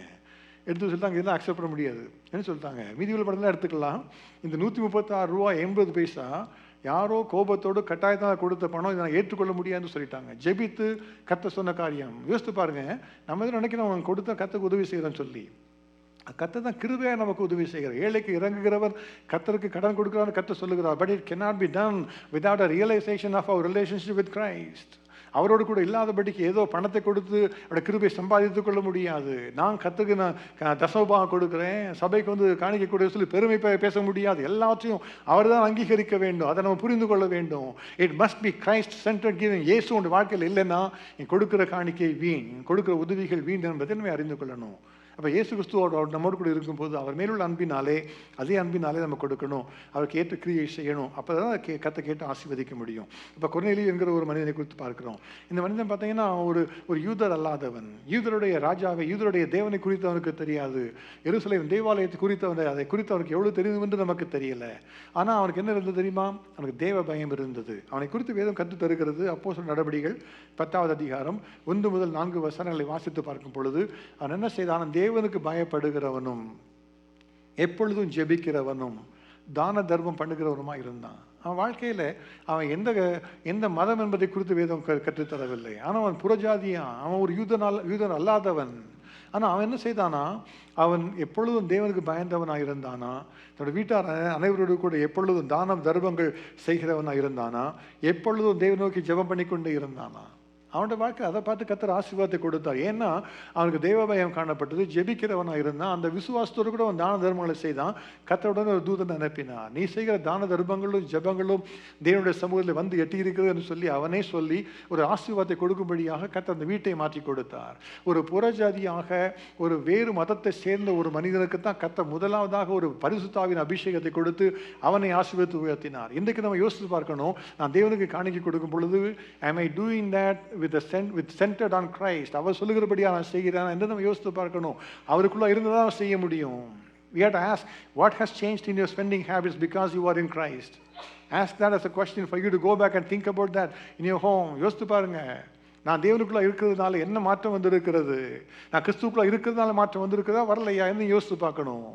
நான் கர்த்தரை ஏற்றுக்கொள்ளும் முன்பாக என்னெல்லாம் செலவு பண்ண என்ன பணம் எல்லாத்துக்கும் இப்போ செலவு பண்ணுறேன் என்று சொல்லிட்டு இருந்தீங்கன்னா எதுவும் மாற்றம் வரலன்னு அர்த்தம். There is no change on your checkbook because of the presence of God. அதுதான் அர்த்தம். எனக்கு தெரிந்த ஒரு சகோதரர் உண்டு. அவர் ஒரு இந்து குடும்பத்தை சேர்ந்தவர். அவர் அங்கே இந்தியாவிலேருந்து ஒரு ஹைதராபாத் பகுதியில் உள்ள அவங்க வீடு, அங்கேருந்து ஆந்திராவை சேர்ந்தவர். அங்கே அமெரிக்க தேசத்தில் கர்த்தரை ஏற்றுக்கொண்டார் அவரோட வாழ்க்கையில். ஆனால் பெற்றோர் கர்த்தரை ஏற்றுக்கொள்ளாதவங்க. அப்படி உள்ளதில் பெரிய ஒரு பயம் இருக்கும். வீட்டுக்கு போக மாட்டார், இந்தியாவுக்கே போக மாட்டார். கொஞ்ச நாள் யோசிப்பார். வீட்டுக்கு போனால் சண்டை வரும். நான் கிறிஸ்தவன் ஆகிட்டேன்னு சொல்லுவாங்க வீட்டில். அதனால் நான் வீட்டுக்கு போகவே எனக்கு கொஸ்டின் மார்க் சொல்லி யோசித்து இருப்பார். பல வருஷங்கள் கழித்து ஒரு கடைசியாக இந்தியாவுக்கு போனார். வீட்டில் அப்பா அம்மாவை பார்த்து வருவதற்காக போனார். அதை தொடர்பில் சொல்லி கொண்டார், நான் யார்ட்டையும் நான் கிறிஸ்தவன் ஆகிட்டே சொல்ல போகிறதில்ல என்று சொல்லிட்டு அவங்க வீட்டுக்கு போயிட்டார். வீட்டுக்கு போயிட்டு ஒரு 2 வாரம் வெக்கேஷன் நல்லா தான் போயிட்டு இருந்தது. ஆனால் அவர் வெக்கேஷன் முடிவு 3 நாளைக்கு முன்னால் அவங்க அப்பா ஏதோ ஒரு காரணத்துக்காக அவர் திங்ஸை பார்க்கும்போது ஒரு செக் புக்கை பார்த்துட்டாரு. அது செக் புக்கில் பார்த்தா டூப்ளிகேட் பிளைண்ட் காப்பி போட்டுருக்கும் பார்த்தீங்களா, அதில் எழுத செக்லாம் அதில் தெரியும். அதை பார்த்து எல்லா செக்கும் பார்த்தா check after check return for church எழுதியிருக்குது. எங்கள் அப்பா உடனே என்ன யார் இது என்னத்துக்கு சர்ச்சுக்கு கொடுக்குற, எவ்வளோ காசு கொடுத்துருக்குற சர்ச்சுக்கு ஏன் என்ன? எங்கள் அப்பா கேட்ட உடனே அவர் அமைதியாக நான் அப்போ கர்த்தருக்குள்ளே கிறிஸ்துவை ஏற்றுக்கொண்டேன் என்று சொன்னாராம். அவ்வளோதான். அவங்க அப்பா 3 நாளாக பேசவே இல்லை. மீதி 3 நாள் பேச திருப்பி ஊர் வரைக்கும் பேசவே இல்லை. பேசாமல் ஊருக்கு சேர்ந்தார். ஆனால் வந்த பிறகு பெரிய கதை நான் சுருக்கமாக சொல்கிறேன். ஆனால் அந்த குடும்பத்தில் கர்த்தர் மாற்றத்தை கொண்டு வந்தார். பல நாட்கள் ஒன்றுமே சொல்லாமல் கடைசியாக சொன்னாங்க, இவர் சொன்னால் நான் கல்யாணம் பண்ணால் ஒரு கிறிஸ்தவ பொண்ணை தான் கல்யாணம் பண்ணுவேன்னு இவர் சொல்லிட்டாரு. அங்கே வீட்டில் சொல்லிட்டாங்க, அப்படிலாம் கிடையாது, முடியாது சொல்லிட்டாங்க. அப்போ கல்யாணம் பண்ண சொல்லிட்டாரு. இப்போ கொஞ்ச நாளைக்கு கல்யாணம் பண்ணாமல் தான் இருந்தார். ஆனால் அப்போ கடைசியாக அவங்க அப்பா சொன்னாங்க, சரி நீ உனக்கு பிடிச்ச பொண்ணை கல்யாணம் பண்ணிக்க, ஆனால் அவங்க நம்ம இந்த குறிப்பிட்ட ஜாதியாக இருக்கணும், இந்த குறிப்பிட்ட ஜாதியில் இந்த குறிப்பிட்ட சப்காஸ்டாக இருக்கணும், அப்படி இருந்தால் தான் நீ கல்யாணம் பண்ணு சொல்லிட்டார் அவங்க அப்பா. அந்த சப்காஸ்ட் எதுனா அந்த குறிப்பிட்ட பகுதியில் உள்ளவங்க தான் அந்த சப்காஸ்ட்டு போல தெரியுது. இது அவங்க ப்ராடாக இருக்கிறவங்க இல்லை, அந்த பகுதியில் உள்ளவங்க தான் அந்த சப்காஸ்ட்னு சொல்லப்படுகிறது. அப்போ இவருக்கு என்ன செய்யலாம், ஜெபிக்க தான் ஆரம்பித்தாங்க. என்ன இருந்தது தெரியுமா, அதே போல் அந்த குறிப்பிட்ட சப்காஸ்ட் எந்த ஒரு பொண்ணு, அந்த பொண்ணு இந்தியா ஹைதராபாத்லேருந்து அமெரிக்காவில் கர்த்தரை ஏற்றுக்கொண்டு கர்த்தருடைய தேவனுடைய பிள்ளையாக மாறிடுச்சு. அந்த பொண்ணு இருந்தது பாஸ்டன். கர்த்தர் 2 பேரையும் அறிமுகப்படுத்தினார். அந்த பாஸ்ட் மூலமாக அறிமுகம் ஏற்பட்டது. அவங்களை திருமணம் முடிந்து இப்போ 2 குழந்தைகளோட ஆசீர்வாதமாக இருக்கிறாங்க. ஹல்லேலூயா. கர்த்தர் பெரிய கிருபைகளை செய்கிறவர். அப்போ நீங்கள் கர்த்தரை ஏற்றுக்கொண்ட பொழுது நம்முடைய செலவுகளிலே நம்ம எப்படி கர்த்தருக்காக செய்கிறோம் ஒரு மாற்றம் வர வேண்டும், நம்முடைய வாழ்க்கையில் மாற்றம் வர வேண்டும். We can use simply, it's very simple to say that, philosophically I have changed, this changed and சொல்லலாம். What is the bottom line change in your life? Because you are in Christ, what have you changed? நான் கர்த்தர் சொல்லுகிறா, நீங்கள் இந்த தர்ம காரியத்தில் பெருக வேண்டும், கர்த்தருக்கு கொடுக்கறதில்லை, மற்றவர்கள் உதவி தேவைப்பட்டு கொடுக்கறது நீங்கள் பெருக வேண்டும் என்று சொல்லப்பட்டிருக்கிறது. அதை நம்ம அறிந்து கொள்ளணும். நம்ம கர்த்தர்கிட்ட கேட்கணும், கர்த்தா என்னுடைய வாழ்க்கையிலே நான் கர்த்தருக்குள்ளாக இருக்கிறதுனாலே நான் கொடுக்கிற விஷயத்திலே நான் மாறி இருக்கிறேனா, மாற்றம் தேவை இருக்கிறதா என்று நீங்கள் ஜெபித்தா கர்த்தரை உங்களுக்கு வெளிநாடுல கற்றுக் கொடுப்பார். நீங்கள் கர்த்தர் சொல்கிறபடியாக செய்வதற்கு உதவி செய்து தருவார். அவர் என்ன செய்வாராம், வேதம் ஒரு நல்ல ஒரு ஆசீர்வாதத்தை நமக்கு தருகிறது. 2 கொரிந்தியர் 9வது அதிகாரம் 8 முதல் 10 வசனங்களை பார்க்கும் பொழுது, நீங்கள் எல்லாவற்றிலும் எப்பொழுதும் சம்பூர்ணமுடையவர்களாயும் சகலவித நற்கிரியைகளும் பெருகுகிறவர்களும் இருக்கும்படியாக தேவன் உங்களிடத்தில் சகலவித கிருபையையும் பெருகச் செய்ய வல்லவராயிருக்கிறார். வாரி இறைத்தான், ஏழைகளுக்கு கொடுத்தான், அவனுடைய நீதி என்றென்றைக்கும் நிற்கும் என்று எழுதியிருக்கிறபடி ஆகும். விதைக்கிறவனுக்கு விதையையும் புசிக்கிறவனுக்கு ஆகாரத்தையும் அளிக்கிறவர் உங்களுக்கு விதையை அளித்து அதை பெருக பண்ணி உங்கள் நீதியின் விளைச்சலை வர்த்திக்க செய்வார். இப்போ பார்த்தீங்கன்னா பாருங்கள், ஒரு விதைக்கு ஒருத்தன் போகிறான், அவனுக்கு விதையை கொடுக்குறதே அவர் தானா. அப்போ ஒரு சாப்பாடு சாப்பிட சாப்பாடு கொடுக்குறதும் அவன் தானா, அவர் தானா. அப்போ நான் வந்து பெற்றுக்கொள்வது கர்த்தர் சொல்லுகிற ஒரு பெரிய ஒரு வாக்கு தத்தம் என்ன, நீங்கள் கர்த்தருக்கு பிரியமாக மற்றவர்களுக்கு கொடுக்கிற தர்ம காரியத்தில் பெருகும் பொழுது அவர் நீங்கள் கொடுப்பதற்கு தேவையான பணத்தை அவர் உங்களுக்கு தருவார். நீங்கள் அதற்காக போய் கஷ்டப்பட தேவையில்லை. உங்களுக்கு இருக்கிறதை கொடுப்பதை தான் கர்த்தர் விரும்புகிறார். அந்த கீழ்ப்படிதலுக்குள்ளாக வந்து விரும்பி நம்ம ஜெபிக்கும் பொழுது கர்த்தர் அந்த கிருபையை நமக்கு பெருக செய்வார். He is the one who gives the seed to the sower. You cannot sow without the seed, and He is the one who provides the seed for us. அதை நீங்கள் சொல்லி ஜெபிக்கணும். கர்த்தர் அந்த கிருபையை கேட்டு அந்த உதவியை நமக்கு தருவார். ஆனால் முதலாவதாக கிறிஸ்துவுக்குள்ளாய் ஜெபிக்கிற விசுவாசத்தோடு கொடுக்கிற ஒரு அனுபவம். ரெண்டாவதாக என்ன செய்யணுமா, ஒரு சந்தோஷமாய் கொடுக்கிற, ஒரு பரிபூர்ண சந்தோஷமாய் கொடுக்கிற ஒரு அனுபவமா. 2 கொரிந்தியர் 8வது அதிகாரம் 2 முதல் 3 வசனங்களை வாசித்து பார்க்கும் பொழுது பவுல் அதை குறித்து சொல்லுகிறார். நீங்கள் என்ன செய்யணுமா, பரிபூர்ண சந்தோஷத்தோடு கொடுக்கணும். நீங்கள் ஏதோ அறக்குறையாக ஒரு எண்ணத்தோடு கூடவோ அல்லது ஒரு மனதில் ஒரு காழ்ப்புணர்ச்சியோடு கூட கொடுக்கக்கூடாது. ஒரு பரிபூர்ண சந்தோஷத்திலே நீங்கள் கொடுக்க வேண்டும் என்பதாக சொல்லப்பட்டிருக்கிறது. இது மக்கதோனிய சபையை குறித்து அவர் எழுதுகிறார். அவர்கள், அதாவது மக்கதோனிய சபையில் உள்ளவர்கள் மிகுந்த உபத்திரவத்தினாலே சோதிக்கப்படுகையில் கொடிய தரித்திரமுடையவர்களாயிருந்தும் தங்கள் பரிபூர்ண சந்தோஷத்தினாலே மிகுந்த உதாரத்துவமாய் கொடுத்தார்கள். மேலும் அவர்கள் தங்கள் தாணிக்கு தக்கதாகவும் தங்கள் தாணிக்கு மிஞ்சியும் கொடுக்க தாங்களே மனதுள்ளவர்களாக இருந்தார்கள் என்பதற்கு நான் சாட்சியாக இருக்கிறேன். அப்போ யோசித்து பார்த்தீங்கன்னா, அந்த மக்கதோனிய சபையில் உள்ள மக்கள் ஏதோ அவங்க செல்வம் பெரியவர்களாக இல்லை, பணக்காரங்களாம் இல்லை. அவங்களுக்கு ஏதோ சொந்தெல்லாம் விற்று எருசலேமில் உள்ள மக்கள் மாதிரி இவங்க செய்யலை. ஆனாலும் அவங்களுக்கும் தரித்திரம் இருந்தது, கொடிய தரித்திரம் இருந்தது, மிகுந்த உபத்திரம் இருந்தது. அது மத்தியில் என்ன செய்தாங்கன்னா, அவங்க மிகுந்த சந்தோஷமாக ஒரு தைரியத்தோடு சந்தோஷத்தோடு கொடுத்தாங்களாம். அதைத்தான் கத்த கேட்டு அவர்களை ஆசீர்வதிக்கிறார். இப்போ இயேசு கிறிஸ்து ஆலயத்தில் வந்து எல்லாரும் காணிக்கை போடுவதை பார்த்து கொண்டிருக்கிறார். ஒரு ஏழை விதவை 2 காசை போடுகிறதை பார்த்து கத்தர் மெச்சி கொண்டார். So what God is looking for is not the amount that we are putting, but he's looking at the attitude that you have behind that. அது சந்தோஷமாக கொடுக்கப்பட்டதான், அது உண்மையாகவே விரும்பி கொடுக்கப்பட்ட ஒரு காணிக்கை. அதை தான் கத்த பார்க்கிறார். ஒரு சந்தோஷமாக இல்லாமல் ஒரு $1000 நீங்கள் கொடுக்காம இருங்க. நீங்கள் சொல்லலாம், ஒரு வேளை we are all at different stages of our walk. ஏன்னா வந்து நம்மெல்லாம் வயதில் நமக்கு வித்தியாசம் இருக்கிறது, எவ்வளோ நாட்டில் வேலை செய்திருக்கிறோம் என்பதில் வித்தியாசம் இருக்கிறது, இந்த வருமானம் எவ்வளோ என்பதில் வித்தியாசம் இருக்கிறது, என்ன இடத்துல வேலை செய்கிறோம் என்பதில் வித்தியாசம் இருக்கிறது, வீடு வைத்திருக்கிறோமா வாடகைக்கு இருக்கிற வித்தியாசம் இருக்குது, எல்லாத்துக்கும் வித்தியாசம் இருக்கிறது. ஆகவே நம்ம எவ்வளோ கொடுக்க வேண்டும் என்பது கர்த்தருக்கு தான் தெரியும். ஆனால் வேதம் என்ன சொல்லுகிறது, கொடுக்கும் போது வந்து நீங்கள் 10 காசு கொடுக்குறீங்களா, $10 கொடுக்குறீங்களா, $100 கொடுக்குறீங்க கர்த்தர் பார்க்கறது இல்லை. But he is looking at the attitude behind that. உண்மையாகவே விரும்பி கர்த்தருக்கு நம்பி சந்தோஷமாக கொடுத்த ஒரு பணமாக இருந்தால் தான் அவர் கர்த்தர் அதை ஆசீர்வதிக்க முடியும். அதைத்தான் அவர் பார்க்கிறார். நீங்கள் ஒருவேளை யோசிக்கலாம், we all have our own principles of budgeting. எனக்கு உங்கள் பட்ஜெட்டிங் பற்றி தெரியாது, உங்கள் ஃபைனான்ஸ் பற்றி உங்களுக்கு, என்னோட ஃபைனான்ஸ் பற்றி உங்களுக்கு தெரியாது. I draw a line somewhere because that's the best I know. I don't know any better. அவ்வளோதான். அதேபோல் நீங்களும் you will not know any better than beyond certain things. நாளடைவில் கர்த்தர் வெளிப்படுத்துவார். அப்போ இங்கே பட்ஜெட் போடும்போது நீங்கள் கர்த்தரை கேட்கணும், நான் இவ்வளோ கொடுக்கணும் கர்த்தர் கேட்கணும். அதை வந்து கர்த்தர் சந்தோஷப்படுகிறாரா என்பதை குறித்து நீங்கள் பார்க்கணும். அந்த சந்தோஷத்தை தான் கர்த்தர் பார்க்கிறார். With the joyfulness of heart, if you are giving 10 cents, God is pleased with that, and he loves you for that. எப்படி எழுதிட்டே வரீங்க, நீங்கள் கணக்கு எழுதிட்டே வரீங்க, பட்ஜெட் போட்டே வரீங்க, அப்போ வந்து காணிக்க கொடுக்க ஒரு கொஸ்டின் வருது. You are not happy about giving an amount அப்படின்னா don't give that amount at all. எவ்வளோ கொடுக்கணும்னு நினைக்கிறீங்களோ அதை மட்டும் கொடுங்க. அதை தான் கர்த்தர் ஆசீர்வதிக்க முடியும். Don't ever feel pressured because of a need. Don't feel pressured about what somebody else is giving. Don't feel pressured because of some preconceived notions in your mind. It is only between you and God as to how much you give. There are people who abuse the principle of giving in the church, in the word of God. அதை பற்றி சொல்கிறவங்க இருக்கிறாங்க. ஆனால் கர்த்தர் சொல்கிற காரியம் அதுதான், நீங்கள் கொடுக்குறவளை கர்த்தர் ஆசீர்வதிப்பா. there is no change in that at all. ஆனால் எவ்வளோ கொடுக்கணும் என்பதை கர்த்தர் தான் சொல்லிக் கொடுக்க முடியும். சிலர் ரொம்ப ஒரு எமோஷனலாக கொடுப்பாங்க. ஏதாவது சபைக்கு வந்துட்டு ஏதாவது மக்கள் பேசிடுவாங்க, பேசணும் என்ன செய்வாங்க, அவங்க யார்ட்டையும் கேட்க மாட்டாங்க. அவங்களும் என்ன பண்ணுவாங்க, கையில் உள்ள வளையல் எடுத்து காணிக்க போட்டுருவாங்க. சகோதரிகள் தான் அதிகமாக செய்யுது, அவங்க தான் கையில் வளையல் போட்டுருவாங்க, எடுத்து காணிக்கையில் போடுவாங்க. that is not what God is asking for. You have to give what you determined, what you are happy about, not being emotionally moved, but planful in your giving. அதைத்தான் கர்த்தர் விரும்புகிறார். It is according to your desire, what you are able to joyfully give. அதைத்தான் கர்த்தர் விரும்பி ஆசீர்வதிக்க முடியும்.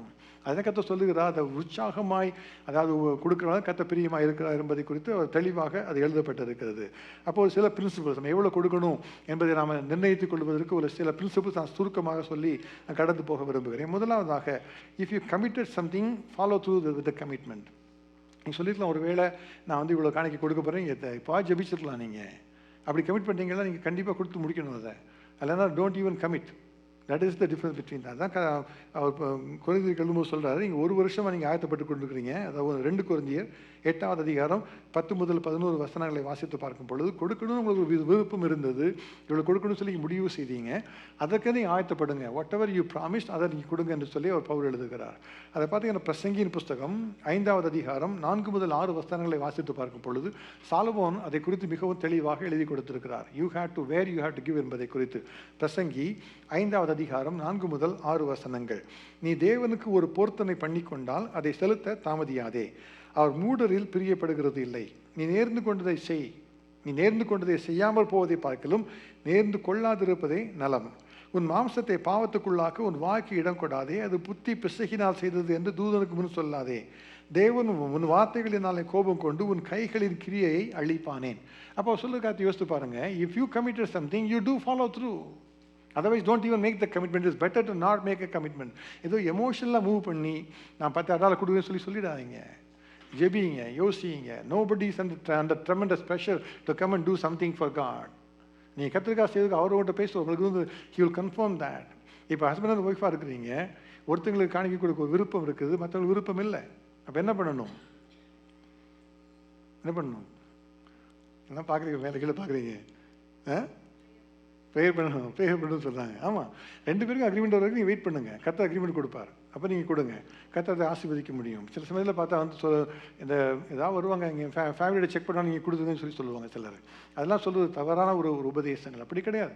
கர்த்தர் சொல்லுறதுக்காக நீங்கள் you determine something and you give what you determined. Once you made the commitment follow through with that. பழைய ஏற்பாட்டில் பார்த்தீங்கன்னா வந்து கர்த்தருக்கென்று ஒரு பொருத்தம் செய்கிறது என்பதை குறித்து பல காரியங்கள் சொல்லப்பட்டிருக்கிறது. அதில் கூட கர்த்தர் வந்து மிகவும் நேர்த்தியாக, அதாவது ஒரு சின்ன ஒரு மகள் இருக்கிறா, சிறு மகள் இருக்கிறா, அப்பா வீட்டில் இருக்கிறா, சொந்த வருமானம் கிடையாது. If she made a commitment to the Lord, அது வந்து அவங்க அப்பா பார்த்து வேணாம் சொல்கிறாரு அப்படின்னா வந்து God will forgive for that little girl that she does not have to follow through with the commitment. அப்போ எல்லாம் பார்த்தீங்கன்னா கர்த்தர் எல்லாத்தையும் யாரையும் மனிதர்களை புஷ் பண்ணி அதை ஒரு மேனிப்புலேட் பண்ணி பணம் கொண்டு சொல்லுகிறவர் அல்ல. அப்படிப்பட்ட ஒரு போதனையை கேட்டிங்கன்னா நீங்கள் வந்து you have to be aware. அதை குறித்து மிகவும் கவனமாக இருக்கணும். So first principle in giving, if you committed, make sure that you follow through with giving. Before making the commitment, be thoughtful and be planful. அதுதான் முதலாவது ஒரு பிரின்சிபல். ரெண்டாவது, நம்ம எவ்வளோ கொடுக்கணுமா? Give as much as you are able. அதான் பார்த்தீங்கன்னா 2 கொரிந்தியர் 8வது அதிகாரம் 12வது வசனத்தின் பார்க்கும் பொழுது, ஒருவனுக்கு மன விருப்பம் இருந்தால் அவனுக்கு இல்லாததின்படி அல்ல, அவனுக்கு உள்ளதின்படியே அங்கீகரிக்கப்படும். ஒரு உள்ளத்தில் பார்த்தீங்கன்னா எனக்கு $1 million கொடுக்கணும்னு ஆசை இருக்குது, ஆனால் கையில் $1 million இல்லை, அவன் இருக்கிறது கொடுக்குறேன்.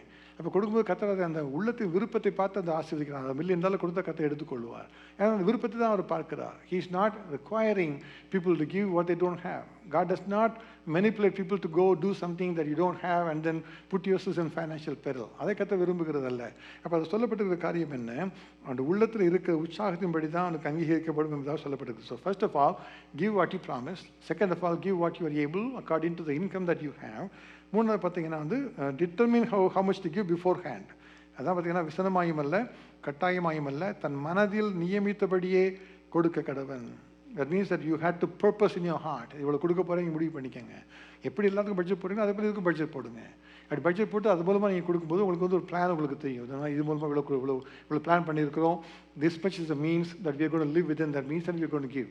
அப்போ உங்களுக்கு குடும்பத்துக்கு தேவைகள் இருக்கும், மற்ற தேவைகள் இருக்கும், எல்லாத்துக்கும் நீங்கள் கொடுத்து you had to provide for all of that. In the middle of that how you accommodate for the giving with a planful giving. அதுதான் கர்த்தர் விரும்புகிற காரியம். கடைசியாக என்ன பண்ணால் கர்த்தர் கொடுத்துருக்க எவ்வளோ கொடுத்தாலும் ஏற்றபடியாக கொடுக்கணும். கர்த்தர் $100 ஆஃபரிங் கொடுத்து ஒரு இன்கம் கொடுத்தா அவ்வளோதான் கொடுத்தா போதும். கர்த்தருக்கு ஏற்ற கிருபையை நமக்கு தருவார், கர்த்தர் உதவி செய்வார். அநேக காரியங்களை சொல்லுவதற்கு நேரம் இல்லாதனால கடைசியாக சில காரியங்கள் சொல்லி நான் முடிக்க விரும்புகிறேன். மூன்றாவது ஒரு கர்த்தர் கொடுத்துருக்கிற ஒரு முக்கியமான காரியம் என்னென்னா, ஒரு பிதா கொடுப்பது போல் நம்ம கொடுக்கணுமா? ஃபர்ஸ்ட் ஆஃப் ஆல் என்ன கொடுக்கணுமா? we have to be Christ centered giving. கர்த்தர் கிறிஸ்துவுக்குள்ளாக இருந்து கொடுக்கணும். ரெண்டாவதாக சந்தோஷமாக கொடுக்கணும், நியமித்தபடி கொடுக்கணும். Don't be manipulated, don't feel pushed or required to give anything like that. மூன்றாவது என்ன செய்யணுமா? ஒரு பிதா எப்படி கொடுக்குறாரோ அப்படி தான் கொடுக்கணுமா? வேதத்தில் இயேசு கிறிஸ்து அதை குறித்து சொல்லுகிறார். இயேசுவே அதை குறித்து போதித்து சொல்லுகிற காரியம். மத்தேயு எழுதின சுவிசேஷம் 5வது அதிகாரம் 44-45 வசனங்கள். நான் உங்களுக்கு சொல்லுகிறேன், உங்கள் சத்துருக்களை சிநேகியுங்கள், உங்களை சபிக்கிறவர்களை ஆசீர்வதியுங்கள், உங்களை பகைக்கிறவர்களுக்கு நன்மை செய்யுங்கள், உங்களை நிந்திக்கிறவர்களுக்காகவும் உங்களை துன்பப்படுத்துகிறவர்களுக்காகவும் ஜெபம் பண்ணுங்கள். இப்படி செய்வதனால் நீங்கள் பரலோகத்தில் இருக்கிற உங்கள் பிதாவுக்கு புத்திரராய் இருப்பீர்கள். அவர் தீயோர் மேலும் நல்லோர் மேலும் தமது சூரியனை உதிக்க பண்ணி நீதி உள்ளவர்கள் மேலும் அநீதி உள்ளவர்கள் மேலும் மழையை பெய்ய பண்ணுகிறார். பார்த்தீங்கன்னா என்னென்னா கர்த்தர் சொல்லுகிற காரியம் என்னென்னா, நம்ம கொடுக்கும்போது பிதா எப்படி கொடுப்பாரோ அப்படி நம்ம கொடுக்கணுமா. பிதா வந்து காலையில் எழுந்துட்டு யாரோ ஒருத்தர் தப்பு பண்ணிட்டான்ப்பா, உனக்கு இனிமேல் இன்றைக்கி சம்பளம் கிடையாது, ஏன்னா பாரு நீ ஏதோ பாவம் செய்யறது. கர்த்தர் அப்படி செய்கிற தேவன் அல்ல. ஒவ்வொருவருக்கும் அவர் நல்லோர் மேலும் தீயோ மேலும் தம்முடைய மழையை விருஷிய பண்ணுகிறார். அப்போ தான் நம்முடைய வாழ்க்கையில் பார்க்கும்போது we all have different thresholds of where we have the resistance. சிலருக்கு ரெசிஸ்டன்ஸ் எப்போ வரும் தெரியுமா? வீட்டில் எக்ஸ்டெண்டட் ஃபேமிலி கொடுக்கும்போது சிலருக்கு ரெசிஸ்டன்ஸ் வரும், அதனால பிரச்சனைகள் வரும். உட்காந்து பேசணும், நிறைய பேசிக்கொண்டே இருக்கலாம். நிறைய ஃபேமிலிஸில் பிரச்சனை வருதே அதான். அப்பா வீட்டுக்கு கொடுக்கணுமா, அம்மா வீட்டுக்கு கொடுக்கணுமா, பணம் கொடுக்கணுமா கொடுக்கக்கூடாதா, பிரச்சனை வருமா வராதா? வரும்ல. ஆமாம், உண்மையாக ஒத்துக்கொள்கிறீங்க, அதுதான் வருகிறது. ஆனால் பார்த்தீங்கன்னா கர்த்தர் சொல்லுகிறார், பெற்றோருக்கு நம்ம வந்து கடமைகளாக இருக்கணும், குடும்பத்திலாம் பார்க்கணும். வேதம் சொல்லுகிறது என்னென்னா, ஒருவன் தன்னுடைய சொந்த ஜனங்களை கூட விசாரியாமல் போனால் அவனுக்கு அவிசுவாசியிலும் கெட்டவனாக இருப்பான் என்று சொல்லப்பட்டிருக்குது. அப்போ நம்ம குடும்பத்திற்கு கொடுக்க நம்முடைய கடமை, நம்ம குடும்பத்தில் உள்ள தேவைகளுக்கு கொடுக்க வேண்டியது நம்முடைய கடமை. ஆனால் அதுக்காக வந்து குடும்பத்துக்கு உங்கள் கையெல்லாம் கொடுத்துட்டு நீங்கள் வந்து ஒன்றுமே இல்லாமல் இருக்கணும்னு அவசியம் கிடையாது. நீங்கள் அதுக்காக பிளான் பண்ணணும். அப்போ அதில் ஒருவேளை ஒரு மனம் இல்லைன்னா நீங்கள் ஹஸ்பண்ட் ஒய்ஃப் நீங்கள் சேர்ந்து ஜெபித்து அதில் ஒரு மனதை பெற்றுக்கொள்ளணும். அதுதான் முதல்ல சொல்லப்பட்டது, குடும்பத்துக்கு கொடுக்க வேண்டியது கொடுக்கணும். ஒருவன் தன் சொந்த ஜனங்களையும் விசேஷமாக தன் வீட்டாரையும் விசாரியம் அவர் போனால் அவ்விசுவாசத்தை மறுதளித்தவரும் அவிசுவாசியிலும் கெட்டவருமாக இருப்பான். 1 தீமோத்தேயு 5:28 அப்படி சொல்லுகிறது. பரிசையெல்லாம் முன்னால் சொன்னாங்க. அவங்க சொல்லுவாங்க வந்து அப்பா அம்மாவுக்கு உதவி செய்ய வேண்டாம், செய்ய வேண்டாம், ஒரு குர்பான் ஒரு காணிக்கை கொடுத்தா போதும், சர்ச்சு ஒரு காணிக்கை கொடுத்துருங்க, அப்போ உங்கள் அப்பா அம்மாவை கொடுக்க வேண்டியது அவங்க கடமை தீர்ந்துச்சு அப்படின்னு ஒரு ஃபால்ஸ் டாக்டரின் கொண்டு வந்துட்டாங்க. அவங்களே கொண்டு வந்துட்டாங்க. அப்போ சபைக்கு வருமானம் வரணும்ல, அதனால் போய் அவங்ககிட்ட போய் கோயிலுக்கு வருமானம் இல்லைப்பா, அதனால் கோயிலுக்கு வந்து நீ 1000 கொடுத்தேன்னா உங்கள் அப்பா அம்மாவுக்கு நீ கொடுக்க வேண்டாம், அவங்க பார்த்துக்குவாங்க. அப்படி ஒரு பொய்யான போதனைகள் கொண்டு வந்துட்டு இருந்தாங்க. அதான் சொல்லப்பட்டிருக்கிறது, குடும்பத்தை விசாரிக்கணும்.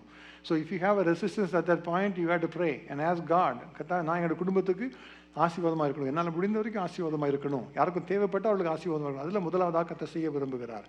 அடுத்து சிலருக்கு வந்து அதெல்லாம் முடியும், செய்து கொடுத்துருவாங்க. அப்புறம் வந்து மற்றவர்களுக்கு கொடுக்கணும் பிரச்சனை வரும், குடும்பத்துக்கு கொடுக்க ஓகே சிலருக்கு. நெக்ஸ்ட் லெவல் ஆஃப் கிவிங் பார்த்தீங்கன்னா வந்து மற்ற தேவையில் உள்ளவங்க, சபையில் உள்ளவங்களுக்கு, உங்களுக்கு தெரிந்தவங்க இருக்கிறாங்க அல்லது வந்து வேறு யாராவது தெரியாதவங்க இருக்கிறாங்க, அவங்களுக்கு கொடுப்பீங்களா என்று பார்க்கும்போது அதை குறித்து பவுல் என்ன சொல்லுகிறார், நீங்கள் சபையில் இருக்கும்போது ஒருவருக்கு கொடுத்து உதவி செய்யுங்க. ஒரு தேவை இருக்கும்போது ஒரு நாள் மற்றவர்களுக்கு உங்களுக்கு ஒருவேளை உங்களுக்கு மற்ற லேட்டாக கொடுப்பாங்க உங்களுக்கு தேவைப்படும் போது. அப்போ அந்த church we have to come together, சமநிலை பிரமாணம்னு சபைக்கு அவர் சொல்லுகிறார். நம்ம யோசித்து பார்க்கணும், சபைக்குள்ளே இருக்கும்போது ஒருவருக்கு தேவை இருந்தால் மற்றவர்கள் சபையில் உள்ள உதவி செய்யும் பொழுது வேறு யாருக்காவது சபையில் தேவைப்படும் போது இருக்கிறவங்க உதவி செய்வாங்க. அதுதான் அவர் சொல்லுகிற காரியம். ஸோ முதலாவதாக குடும்பத்தை விசாரிக்கணும், ரெண்டாவதாக சொந்த விசுவாசிகளை, குடும்பத்தில் உள்ள மற்ற சகோதரர்களை விசாரிக்கணும், அவளுக்கு உதவி செய்யணும். மூணாவது பார்த்தீங்கன்னா ஒரு தெரியாதவங்களுக்கு ஒரு உதவி செய்யணும். இயேசு அதை குறித்து ஒரு ஊமை சொல்லுகிறார். நல்ல சமாரியான ஊமை நமக்கு தெரியும் இல்லை? ஒரு கள்ளன் போயிட்டு இருக்கு, கள்ளன் கையில் பிடிப்பட்டு அடிபட்டு குத்துவீராக கிடக்கிறான், யாரும் உதவி செய்ய வரல. ஒரு பரிசேயர் வந்து பார்த்து விட்டுட்டு போயிடறான், லேவியன் பார்த்து ஒன்றும் செய்யாமல் போயிடறான். அது பின்பு ஒரு சமாரியன் வந்து உதவி செய்கிறான். யாரும் உதவி செய்தது? அந்த சமாரியனா உதவி செய்ய. அப்போ தெருவில் ஒருத்தர் கிடக்கிறான், you don't even know that person, but he is in the need. அப்போ அவனுக்கு உதவி செய்ய கற்று சொல்லுகிறார். இப்போ எல்லாத்துக்கும் சொந்த குடும்பத்துக்கு உதவி செய்யணும், சபையில் இருக்க சகோதரருக்கு விசுவாசிகளுக்கு உதவி செய்யணும், முன்பு தெரியாத அறிமுகமாகாத மற்றவர்களுக்கு தேவைப்பட்டால் அதை உதவி செய்யணும். உங்களால் இருந்ததுன்னா நீங்கள் செய்யணும். அதன் பின்பு ஆனால் அதெல்லாம் நம்ம செஞ்சா கூட கற்று சொல்லுகிற காரியம் என்ன அப்படின்னா, உங்களுடைய சத்துருக்களுக்கு உதவி செய்யணுமா. பீப்புள் ஹூ ஹேட் யூ, உங்களுக்கு விரோதமாக இருக்கிறவங்க, உங்களுக்கு எப்போதும் அப்போஸ்டாவே தான் இருப்பாங்க, அவங்களுக்கு ஒரு தேவைப்பட்டால் நீ உதவி செய்யணும் என்று கர்த்தர் சொல்லி கற்றுத்தருகிறார். நீதிமொழிகள் 25வது அதிகாரம் 21வது வசனம், உன் சத்துரு பசியாக இருந்தால் அவனுக்கு புசிக்க ஆகாரம் கொடு, அவன் தாகமாக இருந்தால் குடிக்க தண்ணீர் கொடு. அதான் கர்த்தர் சொல்லுகிற காரியம். உன் சத்துரு அவனுக்கு விரோதமாக இருக்கிறவன், அவனுக்கு தேவைப்பட்டான் இப்போ உதவி செய்ய என்று கர்த்தர் சொல்லுகிறார். அதை குறித்து ரோமர் 12வது அதிகாரம் 20வது வசனம் கூட அதை குறித்து சொல்லுகிறது. பிதா கொடுப்பது போல கொடுப்பது. இப்போ யார் என்று பட்சம் பார்க்காம கொடுக்குறது. So first of all we have to be Christ centered in our giving. Second of all we have to determine how much we are giving as we are walking with God joyfully. அதான் அதனுடைய அளவு, கொடுப்பதின் அளவு. மூன்றாவது எப்படி கொடுக்கணுமா, பிதா கொடுப்பது போல யார் பட்சபாதம் பார்க்காம கொடுக்கணுமா. அதெல்லாம் செய்துருவோம். ஆனால் அந்த எதிரிகளுக்கு விரோதிகளுக்கு விரும்ப கொடுக்கறதுக்கு நம்மளால் மனப்பூர்வமாக கொடுக்க முடியுமா? I question myself if I am able to do. யோசித்து பார்த்தா யோசித்து பார்க்கலாம் நம்மளே. Are we able to give to someone who hates us, who is against us, who is enemy to us? அதை தான் கற்று விரும்புகிற காரியம். ரெண்டாவது உலக மகா யுத்தம் நடந்தது. அதில் ஜெர்மனி தேசமும் அவளோட கூட சேர்ந்து எல்லா தேசங்களும் சேர்ந்து யுத்தத்தில் இருந்தாங்க. அவள் விரோதமாக இருந்தாங்க. நட்பு நாடுகள் எல்லாம் சேர்ந்து அவர்கள்லாம் அமெரிக்க தேசம் மற்ற தேசங்கள்லாம் ஒன்றாக இருந்து யுத்தத்தில் இருந்தாங்க. அதில் நட்பு நாடுகளுக்கு விரோதமாய் சிறை கைதிகள் சிறை பிடிக்கப்பட்டு ஜெர்மனியிலே சிறையில் அடைக்கப்பட்டாங்க. பல மாதங்களாக அவங்க சிறையில் இருந்தாங்க. பலர் மரித்து போய்விட்டாங்க. பின்பு யுத்தம் முடிந்து எல்லாம் விடுதலை செய்யப்பட்ட பின்பு ஒரு அமெரிக்க தேசத்தை சேர்ந்த ஒரு இராணுவ அதிகாரி ஒருவர், அவர் இராணுவ சேவகராக இருந்த சோல்ஜராக இருந்தவர், அவர் மறுபடியும் அமெரிக்க தேசத்துக்கு வந்தார். தன்னுடைய பாஸ்டரை பார்த்து சொன்னார், ரொம்ப சந்தோஷமாக விடுதலையோடு வந்துட்டேன் என்று சொல்லும்போது சொன்னார், நான் அந்த சிறையில் இருந்த பொழுது தான் இயேசுவின் அன்பை நான் அறிந்து கொண்டேன், உண்மையாகவே அறிந்து கொண்டேன் என்று அவர் சொன்னாராம். எப்படிப்பா அறிந்து கொண்டேன்னு கேட்டப்போ ஒரு கதையை சொன்னார். அந்த விடுதலை செய்யப்பட்ட அந்த போர் சேவகர் அவர் சொன்னார். என்ன சொன்னார், நாங்கள்லாம் ஒரு அறையில் ஒரு 6-7 பேர் எங்களை சிறை கைதிகளாக வச்சுருந்தாங்க ஜெர்மனி தேசத்தில்.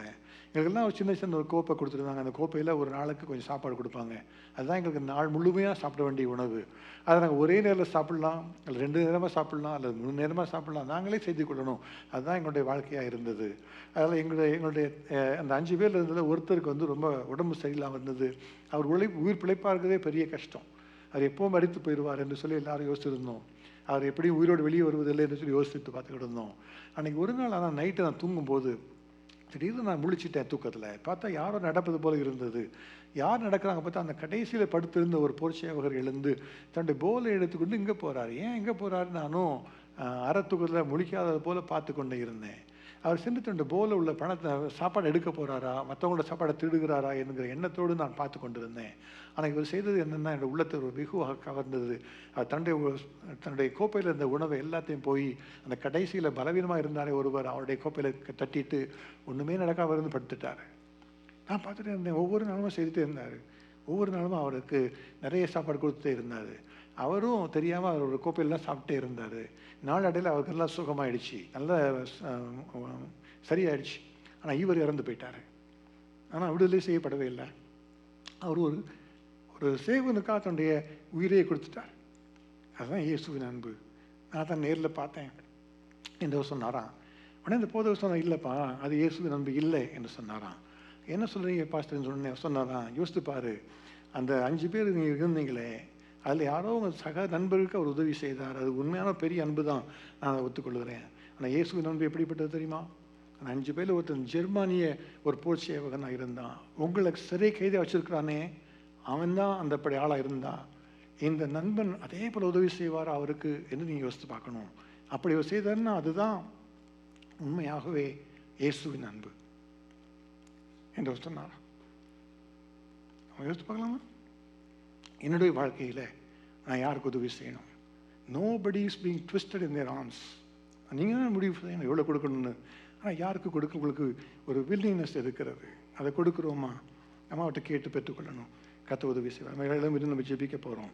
எல்லாரும் இருக்கலாம் ஒரு 2 நிமிஷம் தெய்வ சமூகத்தில் உண்மையிலே கத்தாவை என்னோட கூட பேசும். இந்த தர்ம காரியத்தில் நீங்கள் பெருக வேண்டும் என்கிறதை கத்தர் ஒரு தெளிவாக பேசுகிறார். ஒரு சபைக்கு கொடுக்கப்பட்ட கட்டளை அதுதான். விசுவாசிகளுக்கு கொடுக்கப்பட்ட கட்டளை அதுதான். அது எப்படி கொடுக்கணும்? கிறிஸ்துவுக்குள்ளாய் கொடுக்கணும். 2வதாக முழு சந்தோஷத்தோடு கொடுக்கணும். 3வதாக பிதா கொடுப்பதை போல கொடுக்கணும். அதுதான் கற்று சொல்லுகிற காரியம். கடைசி நாளிலே தெய்வாதி தேவன் கடைசி நியாய தீர்ப்புக்கு வரும் பொழுது இந்த வலது பக்கத்தில் வெள்ளாடுகளை இடது செம்மறி ஆடுகளை பிரித்து வைத்துவிட்டு வலது புறத்தை உள்ளெல்லாம் பார்த்து சொல்லுவாராம், வாருங்கள் பிதாவினால் ஆசீர்வதிக்கப்பட்டவர்களே, பிதாவினாலே உங்களுக்கு என்று வைத்திருக்கிற ராஜ்யத்துக்குள்ளா பிரவேசியுங்கள். நான் பட்டினியாக இருந்தேன், உணவு கொடுத்தீங்க. நான் சிறைச்சாலையில் இருந்தேன், என்னை பார்க்க வந்தீர்கள். நான் தனிமையாக இருந்தேன், என்னை விசாரிக்க வந்தீர்கள் என்று சொல்லுவார்கள். அவளெல்லாம் யார் எப்படி செய்தோன்னு கேட்டபொழுது சொல்லுகிறார் என்ன தெரியுமா? மிகவும் சிறியவராகி இவர்களில் ஒருவனுக்கு எதை செய்தீர்களோ அதை எனக்கே செய்தீர்கள் என்று மெய்யாகவே உங்களுக்கு சொல்லுகிறேன் என்று அவர் சொல்லுவாராம். இடது பக்கத்தில் விழுப்பள்ளி பார்த்து சொல்லுவார், சபிக்கப்பட்டவர்களே நீங்கள் எல்லாரும் என்னை விட்டு அகன்று போங்கள் என்று சொல்லுவாராம். ஏன்னா நான் சிறைச்சாலையில் இருந்து என்னை விசாரிக்க வரவில்லை. நான் வஸ்திரம் இல்லாத நான் இருந்தேன், எனக்கு வஸ்திரம் கொடுக்கவில்லை. நான் பசியில் இருந்தேன், எனக்கு நீங்கள் என்னுடைய உணவு கொடுக்கவில்லை. நான் தாகமாக இருந்தேன், என்னுடைய தாகத்தை தீர்க்கவில்லை என்று சொல்லுவார். அவெல்லாம் கேட்பாங்க, எப்போது கர்த்தாவை எல்லாம் பார்த்து செய்யாமல் இருந்தோம் என்று கேட்பார்கள். அப்போ சொல்லுகிற காரியம் என்ன தெரியுமா? மிகவும் சிறியவராகிய இவர்களில் ஒருவனுக்கு எதை செய்யாதிருந்தீர்களோ அதை எனக்கு தான் செய்யாமல் இருந்தீங்க. அவரை பார்த்து கேளுங்க, கர்த்தாவே நான் இன்றைக்கு இந்த தர்ம காரியத்தில் பெருகுவதற்காக எனக்கு உதவி செய்யும். I surrender myself O Lord. என்னுடைய பணத்தை நான் எப்படி செலவு பண்ணணும், நீங்கள் தான் எனக்கு உதவி செய்யணும் கர்த்தாவே.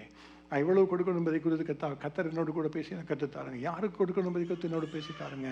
எல்லாத்துக்கும் மேலாக கர்த்தாவே அந்த அன்பு, நீங்கள் வைத்திருக்கிற அன்பு இருக்கிறது அல்லவா, அதுக்குள்ளாக நான் ஊன்ற கட்டப்படணும், உதவி செய்யும். இன்றைக்கு I commit myself O Lord that I will give a Christ-centered giving. I'll give, O Lord, with a joy, without a joy I'll give, O Father. I'll give, O Father, like the Father who gives to everyone, O Father, without partiality. அப்படி கொடுப்பதற்காக நான் அர்ப்பணித்துக் கொள்ளுகிறேன். இப்படி சொல்லுகிறவங்க, நான் இதற்காக செய்ய போகிறேன், எனக்கு உதவி செய்ய ஜெபிக்க விரும்புகிறவங்க இப்படி கைகளை வைத்து அர்ப்பணித்து ஜெபிங்க. நான் ஜெபிக்க விரும்புகிறேன். God bless you. God bless you. God bless you. God bless you. God bless you. God bless you. God bless you. God bless you. God bless you. God bless you. God bless you. God bless you. God bless you. God bless you. தகப்பனே, நாங்கள் உண்மை நன்றியோடு ஸ்தோத்திரிக்கிறோம் ராஜா. நீர் எல்லாவற்றையும் செய்து தருகிற கர்த்தர், தகவனுடைய வார்த்தைக்காக நாங்கள் உண்மை நன்றியோடு ஸ்தோத்திரிக்கிறோம். கர்த்தாவே, நாங்கள் எல்லாவற்றிலும் பெருகுகிறது போல இந்த தர்ம காரியத்தில் பெருக வேண்டும் என்று சொன்னீங்களே கர்த்தாவே, நான் கிறிஸ்துவே எங்களுக்கு முன்னாக கர்த்தா நிறுத்தி அடையாளமாக இருந்து கர்த்தாவே நாங்கள் கொடுப்பதற்கு எங்களுக்கு உதவி செய்யுங்க.